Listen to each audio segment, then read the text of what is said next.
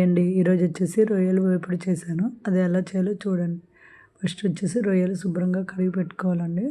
కడిగి పెట్టుకున్న దాంట్లో ఉప్పు, పసుపు, కారంకి తగినంత వేసేసుకోవాలి. తర్వాత ధనియాల పొడి 1 స్పూను, కొంచెం గరం మసాలా, అలాగే కొంచెం ఆయిల్ వేసుకోవాలండి.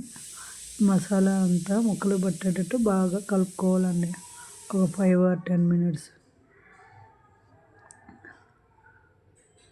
చాలామంది పెరుగు కూడా వేస్తారండి. అలా కూడా వేసి చేసేసుకోవచ్చు. ఆ టేస్ట్ వేరే ఉంటుందండి. ఇలా కలిపాక ఒక 15 minutes 10 minutes పక్కన పెట్టేసి తర్వాత ప్యాన్ పెట్టి ప్యాన్ హీట్ అయ్యాక ఆయిల్ వేయాలండి.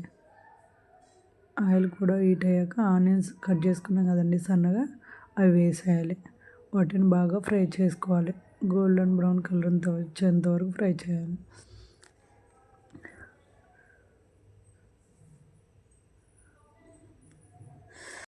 బాగా ఫ్రై అయ్యాక చాలామంది పేస్ట్ కూడా ఆనియన్ పేస్ట్ లాగా తయారు చేసి అది కూడా వేస్తారండి. తర్వాత అల్లం వెల్లుల్లి పేస్ట్ వేసేయాలి. అది కూడా పచ్చివాసన పోయేంత వరకు ఫ్రై చేయాలి. తర్వాత టమాటా ముక్కలు వేసేయాలండి. టమాటో ప్యూరీలా కూడా చేసేసుకొని వేసుకోవచ్చు. అలా కూడా వేస్తారు. తర్వాత దాటిని బాగా మగ్గించుకోవాలండి. దాన్ని మగ్గడానికి కొంచెం ఉప్పు, పసుపు వేసాము.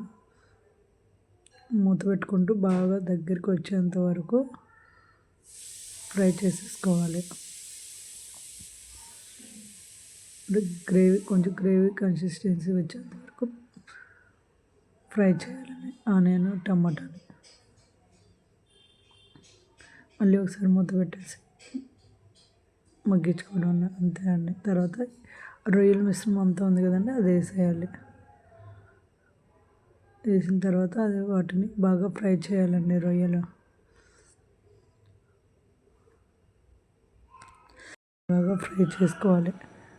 వాటర్ ఏం యాడ్ చేయమండి దీంట్లో. రొయ్యల్లో వచ్చే వాటరే మనకి సరిపోతాయి. ఇలా ఒక 10 or 15 minutes మూత పెట్టుకుంటూ మధ్యలో బాగా ఫ్రై చేసుకుంటే రొయ్యలు ఫ్రై చేస్తేనే టేస్ట్ బాగుంటాయండి. వాటర్ ఏం కదండి, వాటర్ ఊరుతుంటాయండి దీంట్లో. వాటర్ ఇంకిపోయేంత వరకు బాగా ఫ్రై చేయాలి. తర్వాత పచ్చిమిర్చి, కరివేపాకు వేసుకోవాలండి. అవి కూడా దగ్గరికి అయ్యేంత వరకు ఫ్రై చేసేసి ఫైనల్గా కొత్తిమీర వేసేసి దింపేసుకోవడమే అండి. రొయ్యల ఫ్రై రెడీ అయింది. మీరు కూడా ట్రై చేసి ఎలా ఉందో చెప్పండి. Thank you.